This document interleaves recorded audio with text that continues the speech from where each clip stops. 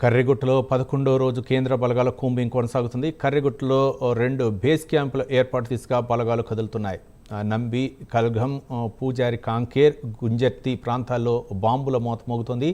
ఐఈడీలను వెలికితీస్తూ కర్రెగుట్టతో పాటు పక్కనే ఉన్న మిగతా గుట్టలను బలగాలు తమ ఆధీనంలోకి తెచ్చుకున్నాయి. మరోవైపు ఛత్తీస్గఢ్ సీఎం విష్ణుదేవ్ సాయ్ని మావోయిస్టు బాధిత కుటుంబాలు కలిశాయి. కర్రెగుట్టలో ఆపరేషన్ కొనసాగించాలని సీఎంకు విజ్ఞప్తి చేశారు. ఆపరేషన్ కగార్తో తమ ప్రాంతాన్ని నక్సల్స్ రహిత ప్రాంతంగా మార్చాలని కోరారు.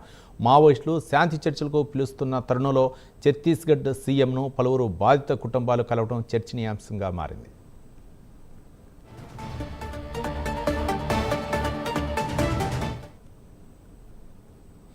దీనిపై మరిన్ని వివరాలు మా కరస్పాండెంట్ తిరుపతి అందిస్తారు. తిరుపతి.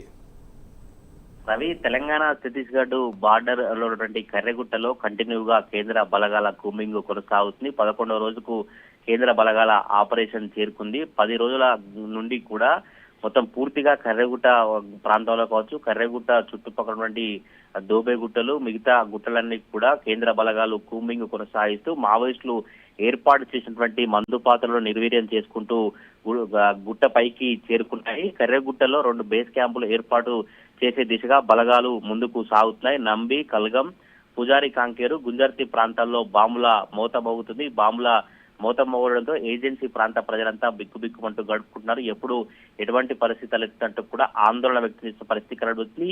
ఈఐడీలను వెలికి తీస్తూ కర్రెగుట్టతో పాటు పక్కనే ఉన్నటువంటి మిగతా గుట్టలను కూడా ఆధీనంలోకి తెచ్చుకునేందుకు బలగాల కూంబింగ్ అయితే కొనసాగుతుంది. కానీ కర్రెగుట్ట ప్రాంతంలో కావచ్చు, మిగతా గుట్టాల ప్రాంతం నుంచి మావోయిస్టులు అక్కడి నుంచి సేఫ్ జోన్ కి వెళ్ళినట్టుగా ప్రచారం కొనసాగుతుంది. కర్రెగుట్టలో మాత్రం మావోయిస్టులు లేనట్టుగానే ప్రచారం అయితే కొనసాగుతుంది. వారు తెలంగాణ వైపు ఉన్నటువంటి దుర్గంగుట్టల వైపు కావచ్చు, తెలంగాణ వైపు ఉన్న గుట్టల వైపు సేఫ్ జోన్లకి మావోయిస్టులు పెద్దగా తరలి వచ్చినట్టు తెలుస్తుంది. అయితే ఆ మావోయిస్టులకు సంబంధించినటువంటి స్థావరాలను, బంకర్లను, గుహలను గుర్తించారు. కానీ ఎక్కడా మావోయిస్టులు కనిపించకపోవడంతో వారంతా కూడా బేస్ క్యాంపులు ఏర్పాటు చేసే దిశగా బలగాలు ముందుకు సాగుతున్నాయి. ఒకవైపు ఈ కూంబింగ్ కొనసాగుతున్న నేపథ్యంలోనే మావోయిస్టులు శాంతి చర్చలు జరపాలని లేఖలను విడుదల చేసినటువంటి పరిస్థితి కనిపిస్తుంది. ఈ నేపథ్యంలోనే ఛత్తీస్గఢ్ సీఎం విష్ణుదేవ్ సాయిని మావోయిస్టుల బాధిత కుటుంబాలు కలిశాయి. కర్రెగుట్టలో ఆపరేషన్ కొనసాగించాలని సీఎం ను బాధిత కుటుంబాలు కోరినాయి. ఆపరేషన్ కగారు తమ ప్రాంతాన్ని నక్సల్ రహిత ప్రాంతంగా మార్చాలని విజ్ఞప్తి చేశారు. అయితే మావోయిస్టులు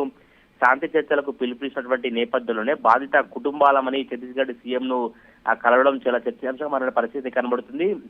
ఈ ఎక్కడైతే నక్సల్స్ అనేక బస్తరు ప్రాంతానికి సంబంధించినటువంటి ఏరియాలో కావచ్చు, మిగతా ఏరియాలో కూడా మొత్తం కర్రెగుట్టల ఆపరేషన్ సంబంధించి కొనసాగిస్తేనే ప్రకృతితో ముడిపడి ఉన్నటువంటి బస్తర్ ప్రాంత వాసుల జీవన ఉపాధిపై ఎటువంటి ఇబ్బంది తలెత్తకుండా ఉంటుంది. తప్పకుండా ఆపరేషన్ ను కొనసాగించి మాకు అండగా నిలవాలి. ఇప్పటికే నక్సల్స్ తో వారందరితో ఇబ్బంది పడ్డామని సీఎం కు వినతి పత్రంలో పేర్కొన్న పరిస్థితి కనబడుతుంది. విష్ణుదేవ్ సంబంధించి కావచ్చు, ఇంకా ఛత్తీస్గఢ్ సంబంధించినటువంటి అధికారులను కలిసి బస్తర్ ప్రాంతాన్ని మొత్తం కూడా ఆపరేషన్ యథావిధిగా కొనసాగించాలి, మద్దతుదారులపై కూడా ఉపా వంటి కఠినమైన చట్టాలను అమలు చేయాలంటూ కూడా వారు పేర్కొన్న పరిస్థితి కనబడుతుంది. దశాబ్దాలుగా మావోయిస్టులు హింసకాండ, బీభత్సంతో ఇబ్బందులు ఎదుర్కొంటాం. నక్సలిజం కారణంగా వేలాది మంది అమాయక బస్తర్ వాసుల ప్రాణాలు కోల్పోవాల్సిన పరిస్థితి ఏర్పడింది. వందలాది గ్రామాల ప్రజల నిర్వాసులు అయ్యారు అంటూ కూడా లెక్కకు మించిన కుటుంబాలను తమ వారిని కోల్పోయాం. ఇప్పటికైనా మావోయిస్టుల హింస వల్ల హింసను కాపాడాలని వీరు సీఎం ను కోరినటువంటి పరిస్థితి కనబడుతుంది. ఒకవైపు